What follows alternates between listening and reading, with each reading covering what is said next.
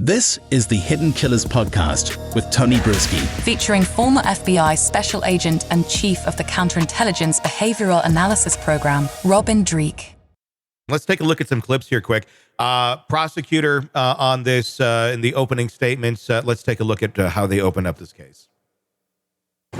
When someone plays make-believe with a real gun in a real-life workplace, and while playing make-believe with that gun violates the cardinal rules of firearm safety, people's lives are endangered, and someone could be killed.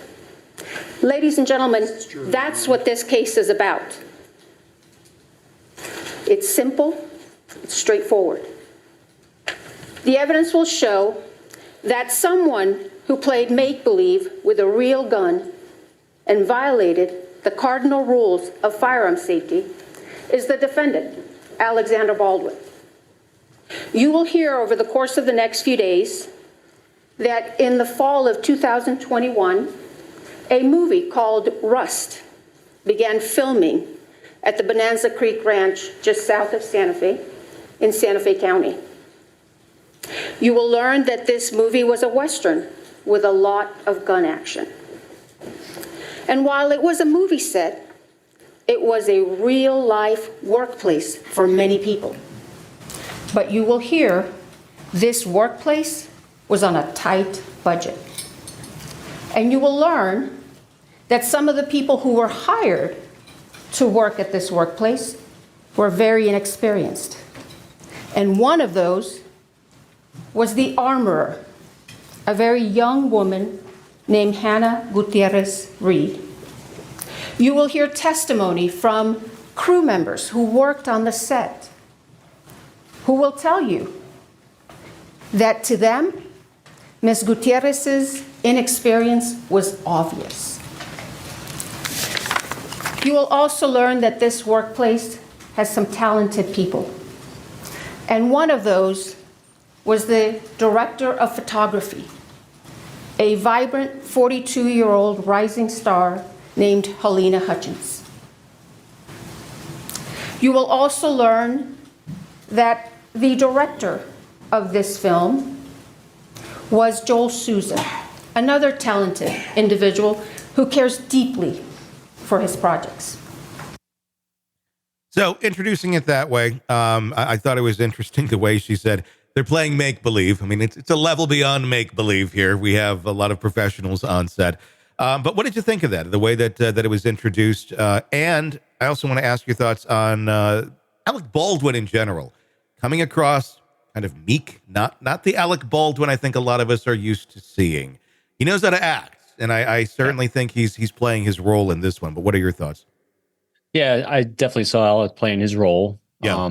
As he should. He's a fantastic actor, regardless of what you think of him. I think he's a really accomplished actor, and he's playing his role as he should in the courtroom. I thought the prosecution right from the get-go laid out the way I think about this case as well.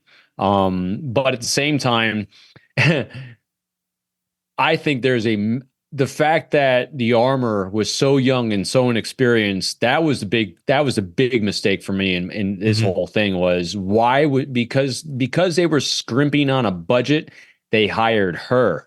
That was the critical mistake in my mind. She had no idea what firearms were. She had no business, I think, being around them. She got sentenced for it and convicted.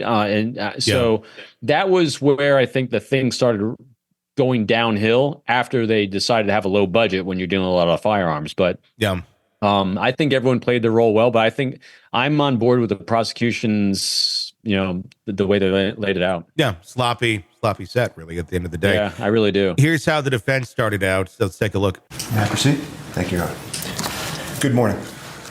This was an unspeakable tragedy, but Alec Baldwin committed no crime. He was an actor acting, playing the role of Harlan Rust. An actor playing a character can act in ways that are lethal, that just aren't lethal on a movie set. These cardinal rules, they're not cardinal rules on a movie set. And I don't have to tell you much more about this because you've all seen gunfights in movies. And the reason that can happen is because safety is ensured before the actor. On this movie set, there were people responsible for ensuring the safety of the set and the firearm. Those people failed in their duties, but Alec Baldwin committed no crime. The most critical issue in this case is how a real bullet got on a movie set. The evidence will show that real bullets are never supposed to be on movie sets. Movie sets use dummies and blanks. Movie sets use dummies, fake inert bullets that look like real bullets, they don't go bang, for when you want a close-up of the gun. You can't tell them apart from live bullets by looking at them, which is why live bullets can be nowhere near a movie set. And if the director wants a shot of the gun going, bang, poof, there's blanks that they can use. And those blanks look nothing like real bullets. And they are used for those shooting scenes. So there you go. Another look at this of, well, it's just, we're exempt from the regular firearm safety rules because it's a movie set. And here's the two different ways that they should have been looking at the bullets. I'm wondering how that's going to play to a jury. Yeah, I don't like the statement, no cardinal rules on a movie set. There should be. There really should be. Anytime you have firearms, I don't care where you are in your world of make-believe or not, you need to have very, very high standards of safety and protocol, and there's obviously going to be a lot of changes because of this. Mm-hmm. Because both those arguments are so good. Yeah, they're very compelling. This is going to come down to a jury based on emotion they feel towards Alec Baldwin.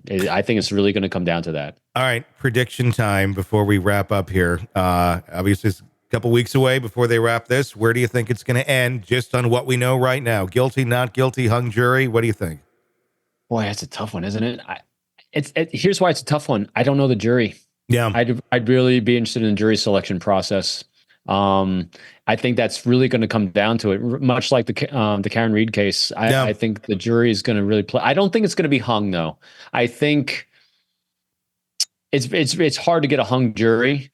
I think it's going to come down to the believability that this is, and also I think it's going to come down to I haven't seen too much from the judge. I'd like to see how the judge is going to deliver the instructions to the jury, because that's going to play a lot into this as well. This is going to be an emotional heartstring one.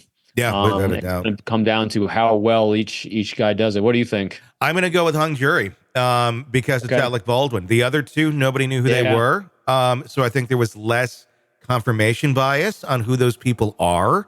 And like you were saying earlier, you can like Alec Baldwin, you can hate Alec Baldwin. And it's usually kind of like a love or hate thing. There's not a lot of in the middle with him. And I think you're going to have a group that certainly believes that he should face penalties for this. And I think you're going to have a group that is going to be staunchly against it. And at the end of the day, I think it's going to end up like Karen Reed, where there's just going to be two totally different camps that are not going to see eye to eye. Both with very valid reasons, very valid points, but I don't know. Be interesting. My opinion may change by the time we get to the time for verdict to come in. But as of right now, I'm going to vote for hung jury. We'll see if we're still there in a few weeks. I'll go with you on hung jury right now too, as from what we see, because again, it's going to come down to who likes who more, and and neither side is wrong. Honestly, I don't feel like either side is wrong. You're totally right. Like for me, if I sit on that jury, I'd want culpability, but I don't necessarily think there should be a massive penalty. Yeah. Because of all these, and because in my mind, it'd be saying, well, if I can't do this because of this, and I can't do this, so in my own mind, I'd be hung. Changes need to be made on how these things are done, and I'm sure they already have been. But in the end, is either side wrong on their arguments? I don't know that they are. I think they both have very valid points, but again, changes need to be made at the end of the day, and I think that's what's going to come out of this more than anything else. And where is it? Where's the jury take? Where's the trial taking place? This is in New Mexico. You got to take that into consideration too, and gun ownership, that's why I asked. And all of that, because that's a big thing. Gun ownership there, very common.